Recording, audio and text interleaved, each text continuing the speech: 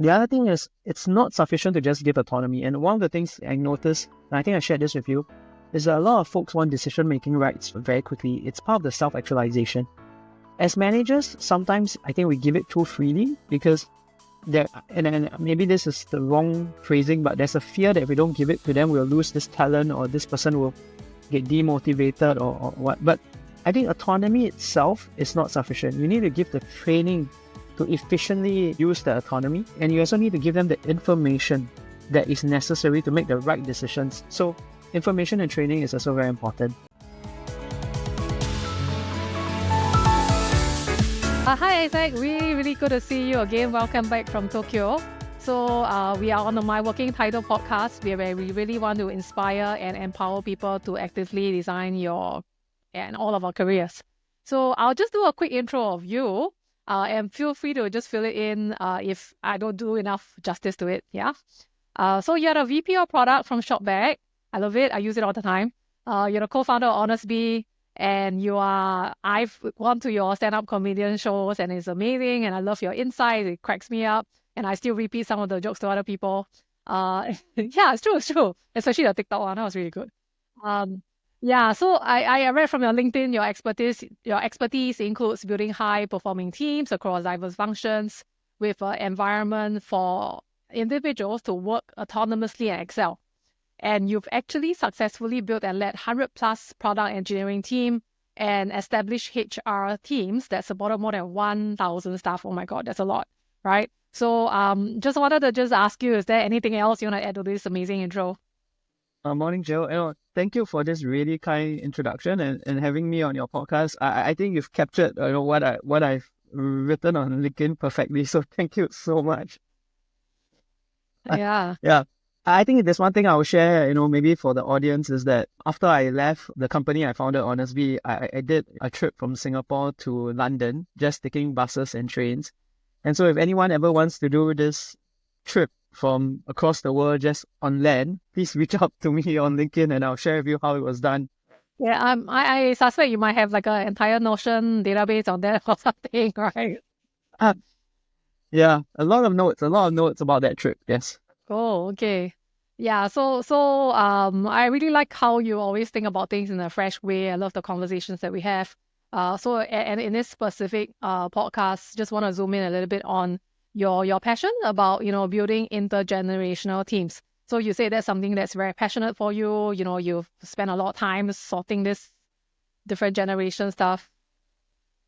Yeah, so just wanted to check in with you, like what gives you the biggest satisfaction as you build all these teams up? So I started out my career as a software engineer in 2006. I think this context is important because in 2006, the landscape of the tech ecosystem in Singapore was very different.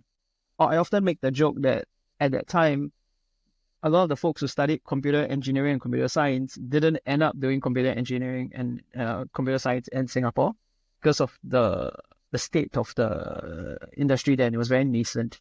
And I think there weren't many options in Singapore for folks like myself who wanted to build, who love building digital products. I think the two main options was going to a service integrator or working for a consultancy. So this is a bit of a history lesson. There was the NOC program, the NUS Overseas College, which was, I think, a great tool to grow the ecosystem in Singapore. We're sending students overseas to work with the Valley, making friends there, learning from them, bring back ideas to Singapore. And also a big thing that happened, I think in 2006, was NRF, the National Research Foundation was set up. And then I think in 2009, they set up this fund, which encouraged VCs to come in and invest. So this was things that were being done by the government, by the schools. But at the ground level, there was this ground-up movement to organize hackathons, bar camps, and conferences, and the builders and the folks interested in building all came together. So when the government started doing their stuff, I think a big part of, I was working in a service integrator, and a big part of it was like, I want to be part of building this digital ecosystem in Singapore, and I also want to be building a kind of company that, for builders like myself, right? And so I think one of the great satisfaction is knowing that in the course of my work, I've managed to build companies and teams where people can do good work and people can grow while they are doing the great work, right? One of the biggest satisfactions is actually like after they leave you, you still stay in contact and then you see where they have grown to and you feel there's a deep satisfaction that, you were able to share that journey with them. So the folks that I've recruited, trained, and they're now in big Chinese companies, they're in big US companies, in senior positions. Some of them are in government as well. So seeing people grow, being able to share that journey with them, that gives me a lot of satisfaction. Wow, that's thank you for the history lesson, and how Singapore has shifted, and also the genesis or also the heart to really serve people and grow people. I'm just very curious also, like you use the word build a lot of times. So why is that so important to you? What about that that you're so like passionate about, what you really really want to do? Yeah. Yeah. I've often been asked this question and I really don't have a good answer. I can't say that there was a particular moment in my childhood where I gained enlightenment and said that this is what I want to do with my time and my life. But I think for the longest time, I've always wanted to create, right? And so creation comes in many forms. I'm tone deaf, so I can't create music. I like to write.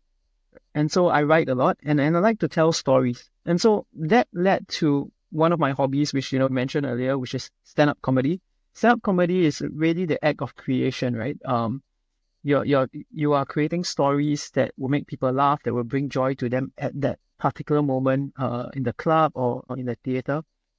It's the same thing with digital products. There's this sense that you want to create that is useful to people, to solve a problem or to meet some need that they have. And so I kind of, I know it's not a perfect answer, but I don't really know where that desire to create comes from. That desire to create also extends to teams. I think, and this one actually, I think I know where it comes from. So when I was young, I used to read quite a bit of storybooks. And the kind of books that I gravitated were the kinds like The Three Musketeers, Robin Hood, The Heroes of Water Margin. And there was always this sense of, and I think your listeners and you might spot a common pattern, right? All of these were outlaws. They were rebels. And, you feel a little bit about that being part of the tech ecosystem, right? We are like outside the system trying to innovate and everything else. And so this idea about folks that live outside the system that want to make things better and pulling a team of people that they believe in a common good in a sense and achieving great things, at least in the context of the story. Although I think those who read the stories know that some of the characters, their lives ended in tragedy, but there was this sense, right? And so I think growing up with that kind of stories, I think a big part of me has always been drawn to building teams, right? And building teams to achieve something. Yeah, thanks so much. I wasn't meaning to dig too deep into your childhood, but thank you so much for sharing about the different types of stories you gravitate to, and it's very meaningful, right? To really create something, and then it's quite interesting. The people on our podcast tend to be a little bit more of a rebel, with a rebellious streak, because I think we all want to do something different, something good, not for the sake of it, but really, shifting and shaping culture to some extent. So you said that you really like pulling a team of people doing common good. So and it seems that you also been really focusing on what you call intergenerational teams, right? So and as in the tech sector, I'm sure you deal a lot with Gen Zs or whatever we call them right now. And also you have senior folks and all that. So how do you bring all these, like, water margin people, three musketeers or 10 musketeers or 100 musketeers together to, to fight and win the war or something? Yeah. I think I joked with you before is that I feel like our generation got cheated. We didn't have the opportunity to perpetuate the cycle of trauma. Like what our bosses did to us, we can't seem to do it with the next folks. And I've joked with you about that. I think that, I see it as an inevitable result of the success and good fortune that Singapore has had. So that the generation after us, right, they kind of skip a few levels in the Maslow hierarchy. They just gone straight to like the third, fourth, fifth, right? Self-actualization, which is the highest. I think a big part of it in trying to not to work with the younger generation is really to understand that the fact that they can skip is a blessing. And so focus a lot on learning and development, training them.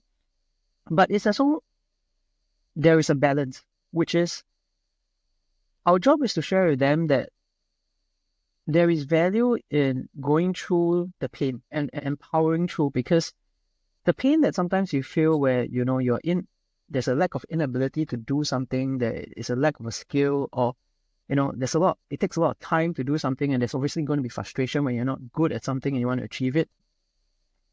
In work, you can obviously leave your job, right? You say like, I'm going to find another job, find another place where things are, more suited for me, better. But there's value in powering through. And I think a big part of our job is to encourage people, show them that there is a light of the tunnel, give them the tools to power through, and also discern when is the right time to say, yes, this is the right time to quit, right? So quitting is not a bad thing. Leaving is not a bad thing.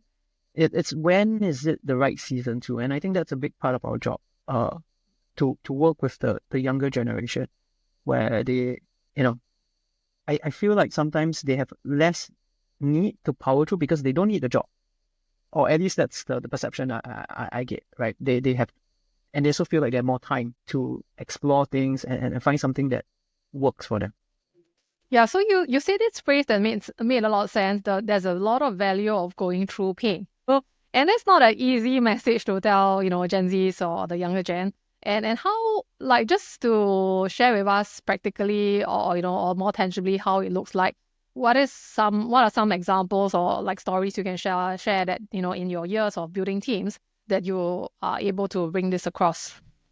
So I think one of the things, and maybe this is something that we see inside the tech industry, and I suspect there's going to be a shift, which is that when we build digital products, there's this thing called like a triad, right? So it's your product manager, your designer, and your engineer. And in some companies, it's not just a triad, it's four legs. The fourth one is your data analyst. And so I think the industry has shifted to a place where we say a product team or a team that's building digital products, you need this 4 folks. And everyone is very specialized. And so let's say, for example, if I'm a product manager and I needed to do some data analysis, I will offload it to the data analyst person and say like, hey, I have a bunch of queries that I need to write.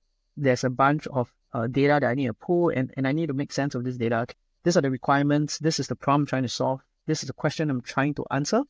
Can you do it for me? And I think as we move to leaner teams, it's not going to be this configuration. And so everyone needs to build the skill, at least in my opinion. Product managers need to build the skill to do the analysis themselves. Now, when you first start out in the beginning, it's super tough, right? And you're going to like, my data analyst is sitting just beside me. Why can't I just ask him or her to do the job? Why do I have to figure out how to do the intermediate level queries myself? Product managers know how to do the basic ones. So it takes a lot more time. A lot more mistakes are going to be made in the beginning. But there's value in powering through, because as you do it more, you will get better at it. So maybe now it takes about 8 hours. Eventually it goes 6. Eventually it goes 4. And one of the things is, I think this generation, myself included, right, we're super lucky because we have tools like ChatGPT, which actually can accelerate the learning process. Because now you have a co-worker that never sleeps. It's just like messaging someone on WhatsApp or Slack and say like, hey, I need help, right? You message the AI on ChatGPT and it helps. So, but there's value in pushing through. One is because, at a personal level, I feel that there's great satisfaction in improving your skills and knowing that you can do something. But from a career perspective, there's also value because I suspect that we're going to move into a hyphenated world where teams are going to get smaller and more people are expected to do more of the work that used to be done by 4, maybe now is supposed to be done by 2. So that's one on the technical skill side. There is another one, which is, I think, a bit more personal, which is on the people skill side. How do you manage stakeholders? How do you, influence them to do the things you want them to do? How do you, evangelize the work that you and your team has done so that there's recognition? This skills of evangelism, influencing, negotiation. Some people are very lucky, they are born with it, but I think most of us are not. We have to experience scenarios and then power through the scenarios, and we'll make mistakes, right? We'll say the wrong thing, we'll talk to the wrong person, we'll negotiate poorly, but you got to power through it, run away from it. And one of my current team members, great technically, wasn't so strong on this aspect. But I've noticed that she's powered through. So she keeps a log. So one of the things that I asked the members in my team to do is to keep like a log of all your incompetence, right? So be conscious of your incompetence and keep a log about it. So there's a lot of reflection, but then be mindful of how you're going to be competent in this space, and then write it down when you've demonstrated the competence. So now you're becoming consciously competent. And so we keep a log, and I've been reading through a log, and she has improved, right? And I can see the deliberateness in powering through the scenarios, which is difficult, but where she has an opportunity to manifest the skills that she needs to grow in. You know, an easier way would be, I think I should be in another function because I'm not strong in this. Or, you're my manager, can you please be the one doing some of these conversations? And there are times I should be the one, but a lot of times I think there's value in letting someone power through it, make the mistakes, make the notes, be conscious of the incompetence, course correct, and then the next time be consciously competent. So these are two examples that I can think of from my current role. Yeah. I'm not sure whether that makes sense. Yeah, but that makes totally sense. I love how you tackle it with a very engineering mindset, right? It's almost like raise a ticket, like solve the ticket, that kind of thing. Yeah. Like I love how engineering, that even that kind of skills development goes. I want to pick up on that and go a little bit deeper because it sounds quite contrarian, right, to the positive psychology thing, like work on your strengths, don't work on your weakness. And I know you have some key thoughts on that. How do you, why do you get them to sort of focus on their weakness or even at least deal with their weaknesses? What can you unpack that a little bit more? And maybe unpack also in relation to hyphenated world. So how will you define that also? Yeah. So I will start with the hyphenated world in the context of my industry and my function, which is building digital products, and specifically mine is in product management. Right. And so usually to build a digital product, the sense is you need a product designer, you need an engineer, you need a data analyst, and you need a product manager. In a hyphenated world, you're going to need, let's say, not just as a product manager, as a designer or engineer or even a data analyst, you got to expand your skill sets, right? And so what would that mean? A product manager needs to know good design skills. Right, you need to know the basics of user interface design, user experience design. You need to know how to do user interviews. You need to know how to use Figma to do prototypes. Like, you need to know that. And so that's a hyphen, right? So I'm not just a product manager. I'm also a product manager that can do product design, that communicates requirements, and also that is part of the building process. As a product manager, also, you may need to know how to do engineering. If it's something that needs to be better communicated using a proof of concept, can you code out something very quickly to show people, this is what I think it will look like. This is how the automation tool might look like, right? And so instead of writing the requirements and getting an engineer to do this, you kind of know what you want to build and you build it. It's the same way, right? An engineer that has a product mindset doesn't need a product manager to say, I think this is what we need to build. I mean, the engineer has been getting the requirements for months, right? From different projects. They should know, like, actually, this doesn't make sense, right? I don't need someone to tell me this doesn't make sense. I mean, if I was using this product, I wouldn't like it. So maybe I should change something proactively or suggest to people like, hey, this is what I think we should change. I had the pleasure of working with one gentleman who is like a triple threat. Great product sense, could do design, could code. So basically, it's like, I think this is what the product should be like. It's almost like 70% there already. And then obviously, someone else or maybe that person himself takes a bit more time to get it to 100%. So that's what I mean by hyphenated, right? You need to almost have quite a bit of or more of the skills required to take a product to market, to completion, so that a user can use it. So that's what I mean in hyphenated in the sense of product management. Now, the part about strengths and weaknesses, one of the things that I think frustrates me a lot is when, as a manager, I'm told, like, you're too harsh on someone, you should look at their strengths and what they can contribute to the team. And I agree. But I don't think those two things are mutually exclusive. Being harsh or at least holding high standards on the foundation and fundamental skill sets of our craft. And so I think every skill set in a craft has a basic baseline. And if your weakness or your skill, you're not strong in that skill and it's below the baseline, you got to bring it up because it's a career ender. If not, it's, maybe the craft is not the right craft for you, right? And so we have to have that conversation, but you got to bring it up to, I think, the basic requirements. Do you watch sports like basketball or football? Yeah, I do. Okay, so I'm going to use a basketball example here, so right. Sometimes it's even more than just bringing up to the basic level your weakness, because if you really want to be good or great, right, sometimes your weakness can really limit how much you can contribute, no matter how great you are, no matter how strong you are on one thing. And so the example that I always share with my team is about this basketballer called Shaquille O'Neal, right? He's from the LA Oh, Lakers. Yeah. I think that. Right. Yeah. Yeah. He was so dominant. And I think that he is probably one of the best basketballers in history. He's so dominant, but he had one big weakness. The weakness was so big that teams developed a strategy and they had a name for it called Hack the Shack or something like that, where basically they will foul him, get him to the free throw line because they knew he couldn't throw. Now, free throws was a weakness, and it papered a lot of he was so dominant that the free throws didn't matter to a certain extent. But it came to a point where you do ask yourself, if he had fixed that, maybe the LA Lakers would have been super dominant and won. Between them, I think he and Kobe, I think Kobe Bryant, I think they won like 3 rings, or I can't remember. But one can't help but wonder, what if he had covered up that weakness? It might have been like 5 rings, 6 rings, who knows, right? So even the greats, right, their weaknesses sometimes do affect them. So what more us, right? And so I mean, our strengths are not going to be as dominant as that, right? Most of us are not. So I think from a career perspective, you really got to bring up your weaknesses, right?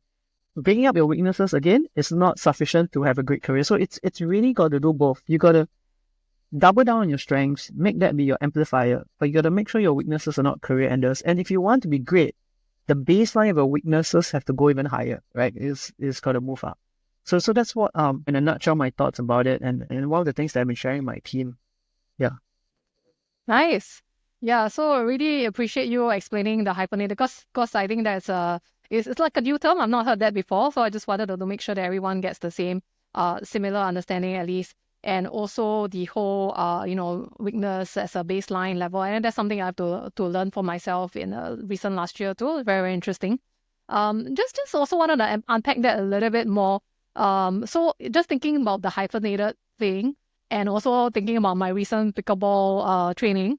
So, it's like sort of when you play doubles, right? You're like, hey, the ball in the middle is whose? Is it yours or mine? Right? So in a hyphenated kind of, team, like when you are trying to develop your career, like, hey, is this my area, or if I can do 3 things out of 4, am I encroaching on somebody's, space? When do I pick up the ball? When do I not pick up the ball? Like you said, there's a triple threat, right? So you actually use the word threat. So how does this play out in your teams? Like so without sounding over competitive in that sense, yeah. Yeah, I'm so happy that you used the pickleball example, because I recently started playing pickleball as well at Delta House when we managed to get courts. So Call me. to answer, courts are very hard to get, in Singapore. So okay. When we get courts, and I'll let you know. So this is where communication really comes in, right?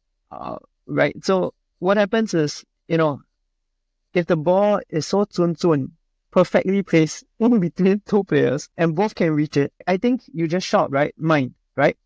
I think and then the other person just, leaves it to the person to do it. And obviously trust, the key thing is trust. You got to trust the person to do it. What I've noticed in racket sports is, let's say I say it's mine, and like you don't really trust me, and you still try, or you don't hear, right? And you still try to make a motion to hit the ball. It distracts me, and generally the shots don't really go that well. So communication and trust, right? I say it's mine, let me hit the ball. There's also sometimes a bit of judgment. The ball really better position for you to hit or for your partner, and sometimes you say yours. And then you're trusting the other person to be cognizant of where the ball is, knowing that yours means them, and you trust that they have the capability to hit it. So I think it's both trust and communication. And obviously you got to, just increase your baseline competency of hitting the ball. So at least this is for pickleball. It's the same thing with teams. So I'll give an example, right? Recently we had a project where we were trying to redesign some of our internal tools. So it's a web application for our internal staff.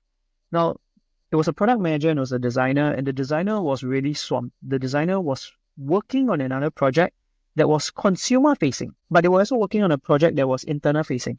And the designer couldn't get down to the design. And I was sharing the product manager, this is an internal tool. All of us use internal tools. And we kind of know what a good tool might look like.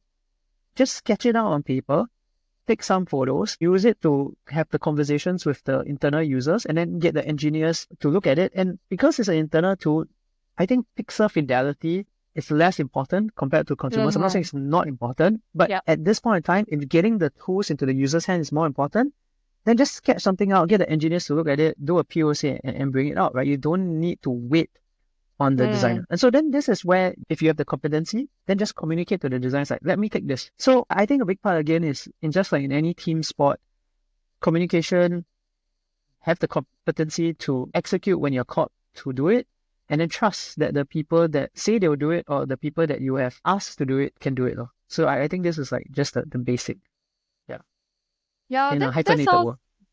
Yeah, that sounds really ideal and great. And that sounds like it also requires the person to have a lot of drive, a lot of motivation to even want to do that, right? Because it's like, I'm really busy. You still want me to learn something new. I still want to work on my weaknesses, then double on my strengths. So you think I'm very free, right? So, and you probably get that possibly quite a lot from the work-life balance, and I respect them for that. How do you balance that or manage them or even motivate them, right? Yeah. So I'll say this it's a great point. One of the things, before I address that point, I think one of the other things is also a more human and emotional. There is a sense of loss sometimes.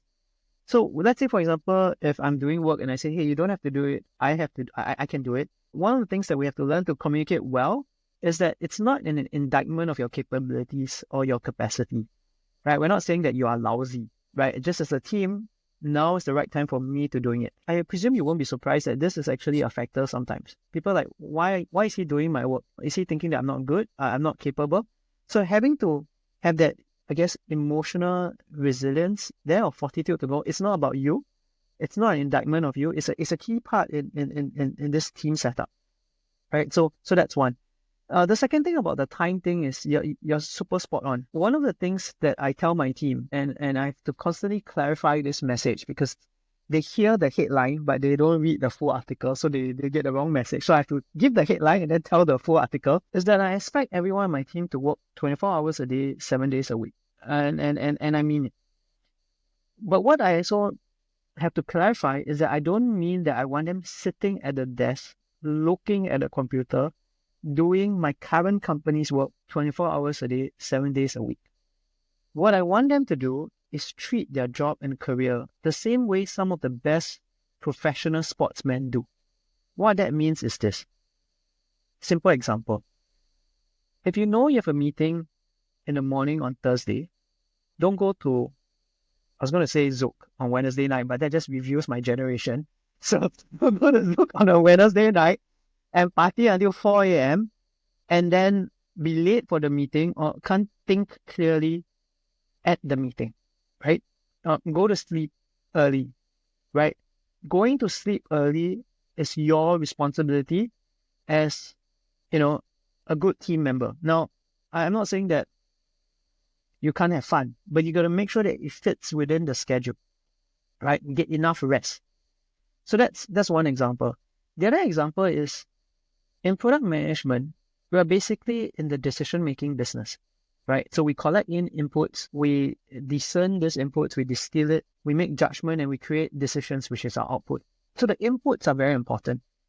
What are you feeding into your mind, right? Who are you spending time with? Who are you talking to? What are you reading? What are you watching?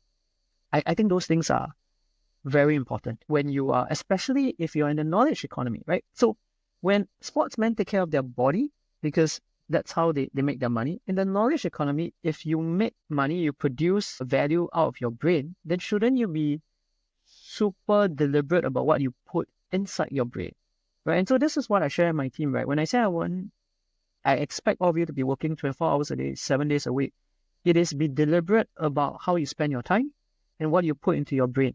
Now, no one is saying that you can't binge watch a TV series or Netflix, everything else, but when you do it, it's also important. Carve out time for that, right? Like, okay, this is the time that I'm going to spend to binge watch. Not going to focus on anything else. I'm not going to get distracted. It's my relaxed time. After that, do the work or read a book or spend time with your family. So the other thing is, spending time with your family is part of being, in my opinion, part of working 24 hours a day, 7 days a week. And I think this is something that I realized later on in life is that or maybe not family, but for me, it is my family. It is what recharges you, right? What recharges you? What increases your emotional energy, right? Spend time on that so that at work, you are operating at a level where you're not drained, right? So imagine if you don't recharge your emotional energy and you go to work. It's very easy. It's much easier to get frustrated at things. It's much easier to get burnout, right? So a big part of that is managing your emotional energy. And if you're spending time with your family or spending time with your pet or spending time with your spouse or just spending time by yourself, do that as well, right? So that's part of, in my opinion, working 24 hours a day, 7 days a week. And I try to encourage my team to be deliberate about that. It sounds very extreme to be deliberate about your time, but I think it's important in your career development. Also, maybe just in life development also, right? Yeah.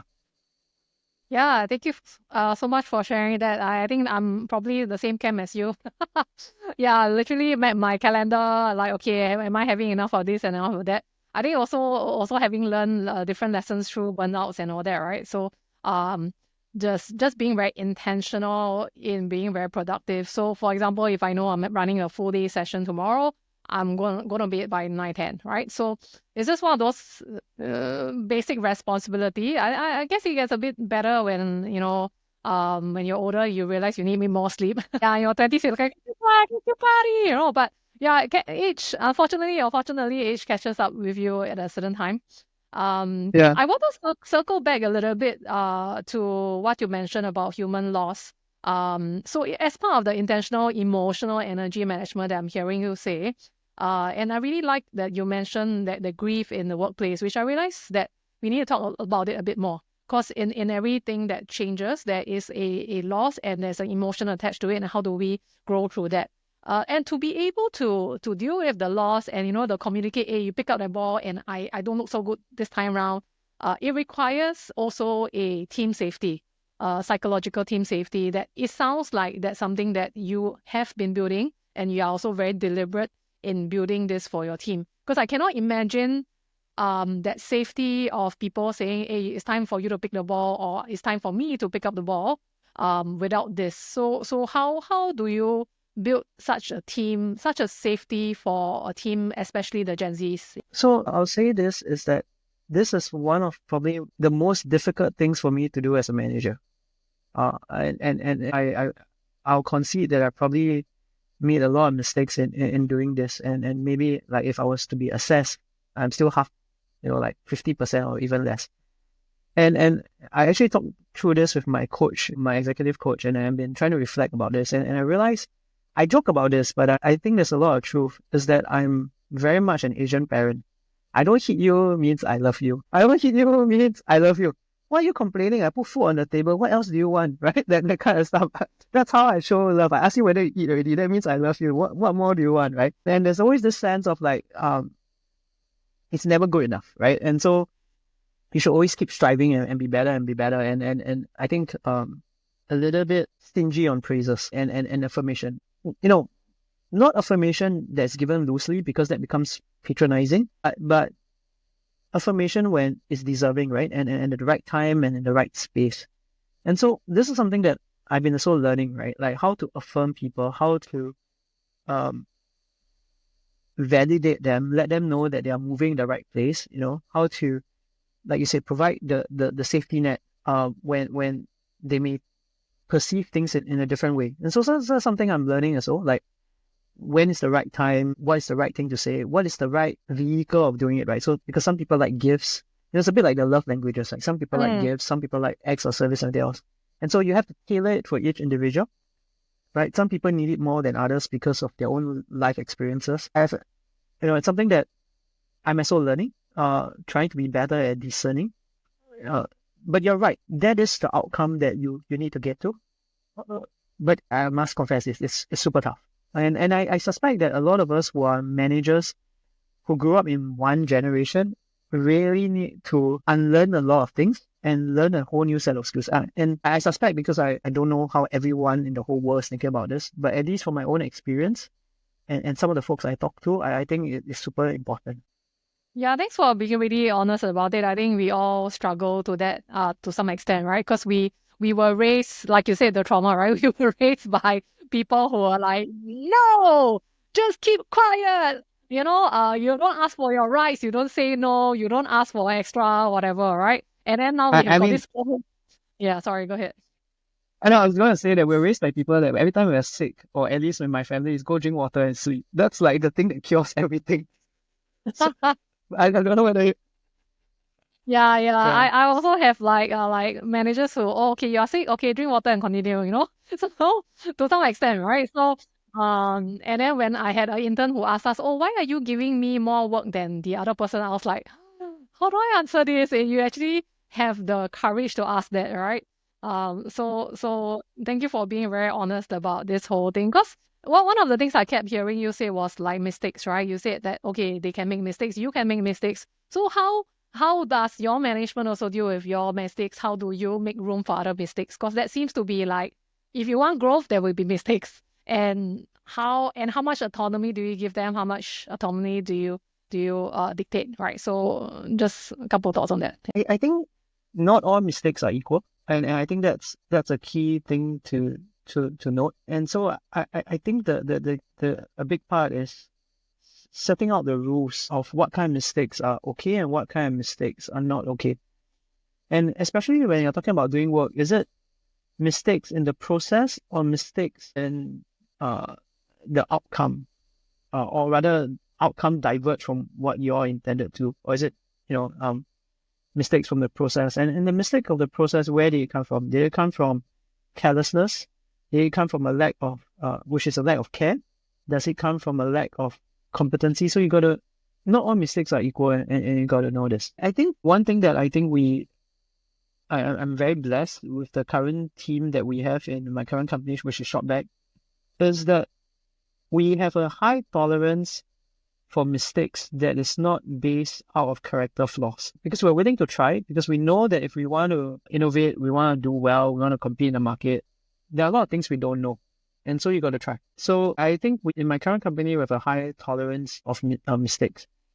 What I do think is that as we grow, it's important to have less tolerance of mistakes due to carelessness and lack of care. And in fact, I think even at the start, when you're a small startup, it should be that, right? Because I think that can be company threatening, but it also can be life threatening depending on the kind of business you're doing and everything else.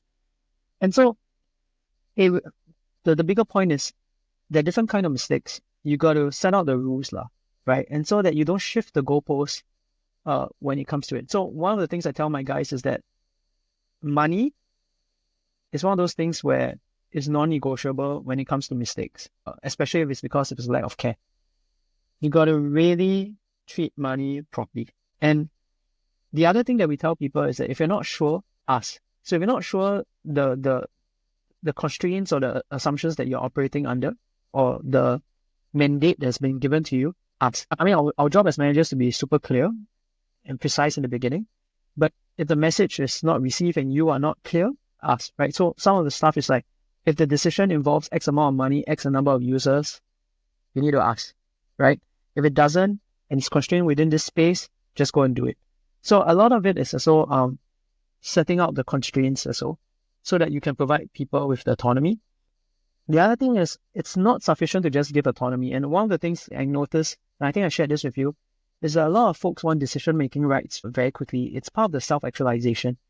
As managers, sometimes I think we give it too freely, because and maybe this is the wrong phrasing, but there's a fear that if we don't give it to them, we'll lose this talent, or this person will get demotivated, or what. But I think autonomy itself is not sufficient. You need to give the training to efficiently use the autonomy, and you also need to give them the information that is necessary to make the right decisions. So information and training is also very important. And I think sometimes we forget the training part, and sometimes we're not effective in our communication. So autonomy can really go haywire. So I think these three things are important together. So I'm not sure whether I answered your question, and I hope that makes sense. Yeah. Yeah, that makes sense. In my brain, I was like, okay, that's the Asian parents speaking, and that's the Western parents speaking, and then we're like, how do we do this so that I don't become a tiger mother? Yeah. So really appreciate that, because like it's really this whole it's not being too tight, not being too loose, but being able to parents so-called from a values point of view, and giving enough tools to like go into the world and things like that. So that's always a really challenging point. Yeah, so I just maybe wanted to end off and finish off maybe more of coming back to yourself, right? So you said that they're still on this journey of growing as a manager, managing the different intergenerational teams, and also you have your own approach and thoughts on career development. And I know that you said you are trying to figure out what your next decade will be about. So just curious, any current thoughts around it? What have been percolating in your mind? Yeah. I think two things have been in my mind recently. And one of it is stewardship. The two words are stewardship and space. And so I think human capital, I mean, we always say human are most important resources, right? And so that means human capital needs to be treasured, nurtured, right? It cannot be, don't waste it. And so in my current company, I'm privileged to have a great team, and that's very precious human capital. So a lot of it is about the stewardship of this capital, right? How do you make sure that you can grow this capital, and one day this capital can be used in other spaces, right, to solve other problems? And so a big part of, as a manager, is about stewardship of human capital. And so that's one of the words that I have. The other one is the creation of space. So what that means, right, is that you create space for people to do good work, create space for people to shine, to be recognized, and space for people to grow, right? It's a little bit like, trees. In a dense environment, if all the tall trees are crowding out the sunlight, the smaller trees can't grow, right? Because they don't get the sunlight. And so you got to create space for the sunlight to reach the smaller trees so that they can grow. It's the same, I think, in organizations and society. I'm at an age where I think I can afford to create some space for the people who are younger than me so that they can grow, they can shine. And so the word space and stewardship is these two words are, I think that's what I'm leaning towards, for at least for the next decade, how to create space and how to be a good steward of human capital. And I think that's what I bring to my job every day. Wow, that's very, very deep and inspiring. Yeah. So I mean, I would like to I don't know, add to that is I really admire you also working on your own space, right? You are also very conscious. You're working with a coach to be able to show up in a way that is giving yourself space and giving people and being able to create that space for other people. And I think that's really important. So it's not just about the external work per se, but it's also the internal work that you do, the inner work that you do to be able to create that space. Because if you don't have space for yourself, or for that, you can't create space for other people. Yeah. Yeah, that's a great point. And thanks for recognizing that. One of the reasons why I took on an executive coach is because it's either guilt or shame. For mine, it was like guilt that I was not being a good steward. Yeah, I was really messing things up as a manager, right? And so I wanted to be better at that. So thanks for recognizing that point. Yeah, I mean that we all are humans. We all struggle. We all have different parenting backgrounds and different baggage, luggage, and whatever we have. But I think as and one of the things that I was noticing as we age, right, that also we come to a point where like, hey, the structures that work for us in the past don't seem to work anymore, and we keep having to level up. And once we level up, there's more pressure, there's more stress. Then whatever the container that we have for ourselves don't seem to hold that anymore. And how can I break through that level? What other inner work must I do to be able to move forward? So I see that as a general pattern across, and I'm really, really proud of you to be able to face that and deal with that and be a better person. Thank you, Paul. Yeah, so I just wanted to finish this off and wrap up. Is there any other last words you want to say? because this has been such a beautiful session. Well, I don't know. I mean, I just joined my company. We need more talented people who like to build digital products. So that's that. Yeah. I'm not sure whether we can do a marketing pitch here, a recruitment pitch, but yes. Yeah, sure, do whatever you need to do. But all in all, really, really glad. I've always heard so many good things about ShopBack. Met a few folks from there, and it's always so joyful and positive. Of course, there are difficult things, but you all work through it with a smile and a heart. So all the best. Really appreciate you. Please tell me when's your next stand-up comedian show, and also call me for pickleball. So thank you so much. Take care, and I'll catch you again. Yeah. See you.